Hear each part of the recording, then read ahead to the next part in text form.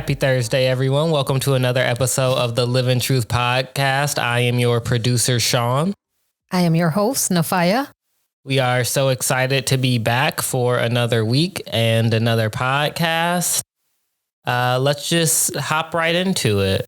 All right.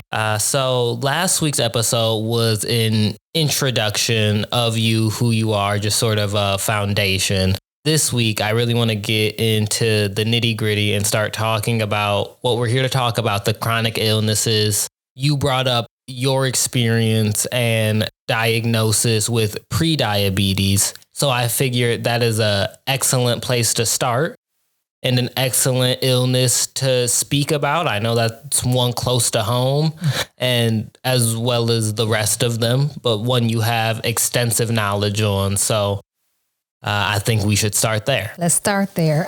Chances are that our listeners know someone with diabetes.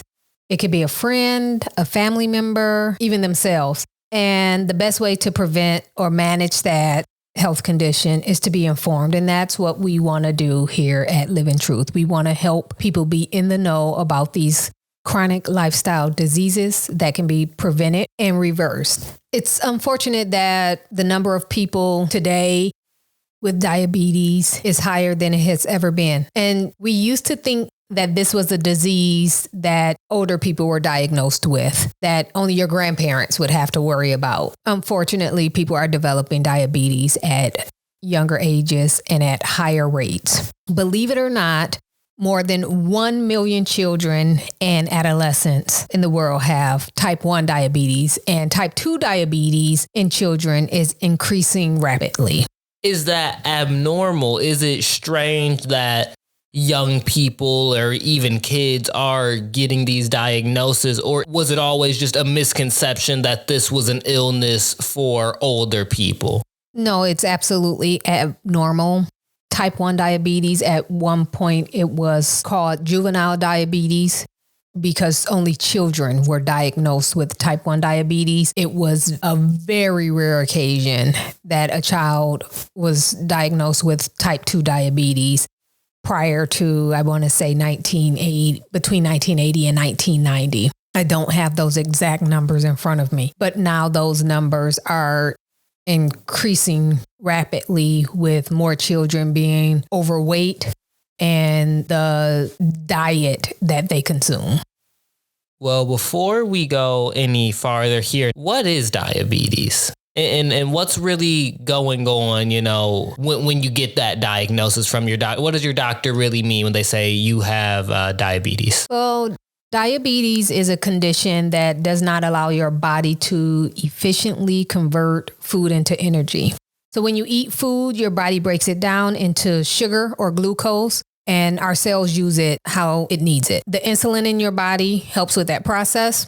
I like to tell people all the time, think of insulin as the key to unlock the door to let glucose in. There are 3 types of diabetes, and 4 if we count pre-diabetes. And so we'll go over those types of diabetes. So you have pre-diabetes, which I talked about on the previous podcast. And the body does not properly use the insulin that it makes, which results in higher blood sugar, but it has yet to progress into type 2 diabetes. So there's an opportunity there to halt that, which I was able to do and reverse that diagnosis. And then you have your type 1 diabetes, which is insulin deficiency. So your body doesn't even make the insulin. And type 2 diabetes is insulin resistance, meaning the insulin is not properly unlocking the door to let the glucose in. So the key is broke. And then you have gestational diabetes, which is diabetes that is diagnosed during pregnancy. So this is a diagnosis for women only during pregnancy. This diagnosis can progress to type 2 diabetes if it's not controlled. And so what's happening in the body is with people who have diagnosis of diabetes, the pancreas either doesn't produce enough insulin or the body is unable to process that insulin properly. And this leads to too much sugar in your cells, in your bloodstream. Thus, you get the diagnosis of diabetes, which can lead to an array of other health conditions. So no matter which way you slice it, diabetes is an issue with or an absence of insulin. Correct. Which should be a naturally occurring and regulating thing going on in your body. Yes. I would like to say that type 1 diabetes is not a nutrition thing. Type 2 diabetes is, as well as gestational diabetes. And those can be prevented, as well as prediabetes. They can be prevented and reversed with a whole food plant-based diet.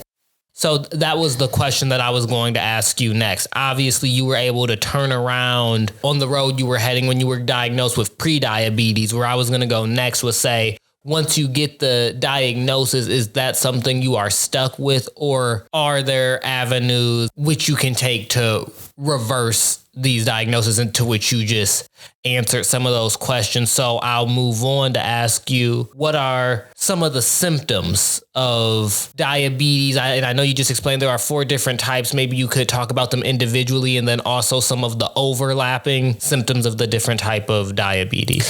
So we can group 3 of them together.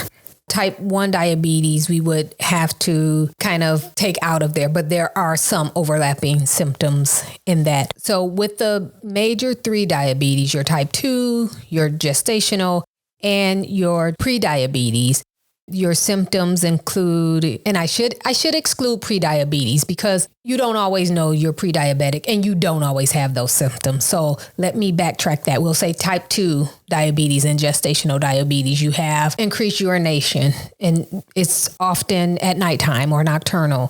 You're always very thirsty.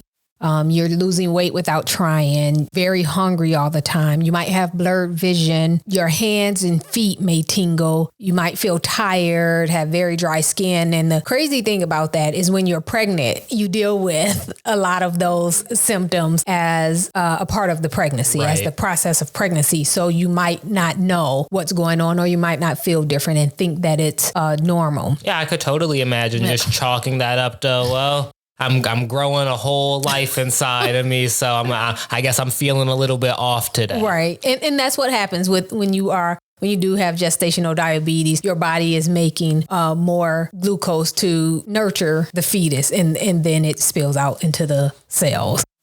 With type 1 diabetes, generally you might be tired, weakness.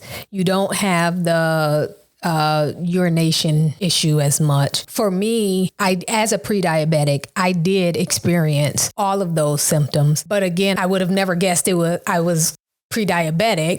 I just thought, I'm doing too much. I'm hungry because I forgot to eat, and I'm peeing so much because all I have time to do is drink, things like that. So chalking it up in that way. Well, as always, you have prompted another thought and question from me where it seems like I've had some misconceptions about type 2 and gestational diabetes. You spoke about one of the symptoms being weight loss, in which I was under the impression, especially if you tie it to pregnancy, but with type 2 diabetes and gestational diabetes, I thought it was the other way, where you would see weight gain, and that would be a sign of, or a symptom of having one of those 2 types of diabetes. Can you explain maybe some of perhaps the misinformation? I'm glad you brought that up. Everybody who is perceived as overweight or has been diagnosed as overweight or obese, that does not automatically mean diabetes. Just because you are overweight or carry a little bit of extra weight on you does not mean that you have diabetes. And I think that is a great misconception, that if someone is overweight or perceived overweight, because some people are just larger individuals and people think, oh, I'm sure they have diabetes, and it's just not the case. Wow. And that's just so interesting because I feel like a lot of the time, people automatically equate a larger frame or somebody carrying more mass on them with worse nutrition or worse eating habits. And then the opposite for a smaller frame person or somebody carrying less mass, you may assume, well, that person must be doing all right because they look like that. So what role does nutrition play in all of the phases of diabetes, but before the diagnosis, once you've got it, and then living on with the diagnosis, how does nutrition play a part, and how can it look differently for different types of people? And don't get me wrong, your nutrition plays a huge part in your diagnosis of diabetes, and what you're eating, whether you're a smaller framed individual or a larger framed individual, definitely plays a role in that being an ultimate diagnosis. And I touched on that in our first podcast where I talked about my smaller frame, but what I was eating was not good for my health. And so for individuals who are diagnosed with diabetes or pre-diabetes, they want to increase their intake of fiber. That slows down the conversion of sugar in your bloodstream. Incorporate more. You can do this by incorporating more broccoli, beans, apples, greens, lettuces, things of that nature. You would also want to decrease your fat intake from meat and oils. This will decrease the amount of saturated fat that you're intaking and aid in weight loss. With the whole food plant-based lifestyle that is naturally nutrient dense and low in calories, you don't need to eat less. So that's a good thing for people who eat a whole food plant-based diet. You can eat as much as you want. 80 to 90% of your diet should be label free, free of salt, oils, and sugar. Excessive salt intake can lead to high blood pressure. Oil breaks down the lining of your arteries, compounding the effects of heart disease.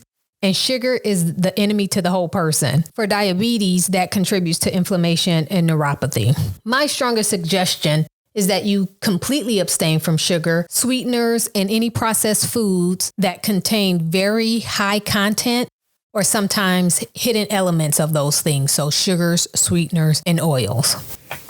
So this is how you should eat before you ever get to diabetes, especially maybe if you've been diagnosed with pre-diabetes, and certainly how you should be taking care of yourself nutritionally if you've got that diagnosis, or do things change or become more extreme if you already are living with diabetes? So you should constantly be taking care of yourself in this manner, eliminating the salt, oils, and sugars. If you do have this diagnosis and you're living with this lifestyle disease, it does become more extreme. You have to take more extreme measures. You have to eliminate quickly. This is not, I'll stop eating pork today, but I'm going to still eat chicken, and I'm going to still eat turkey, and I'm going to still eat beef. It's a quick elimination process that you need to do. You need to immediately abstain from the things that are killing you, because unfortunately, you won't be living with this lifestyle disease for very much longer if you continue in that manner. So it is an extreme change.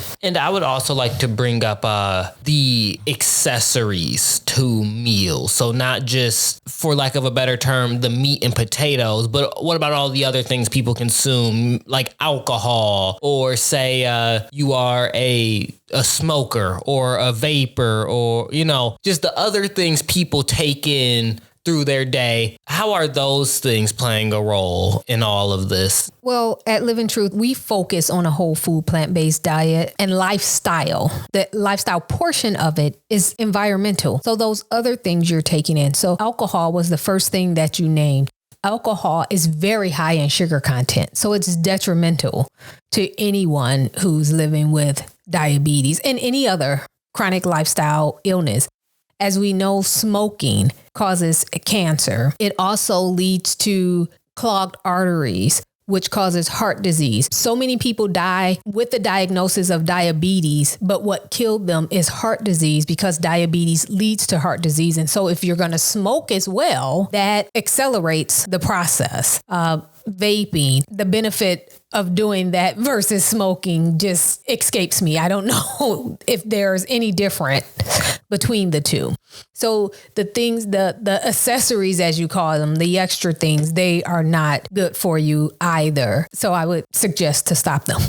And just to quickly go back to vaping, I think the real difference is we know all the ways that smoke is killing you, and we've still yet to learn all the ways that vape is killing you. Absolutely. I want to talk about a little bit about, I want the people to know about the prevalence of diabetes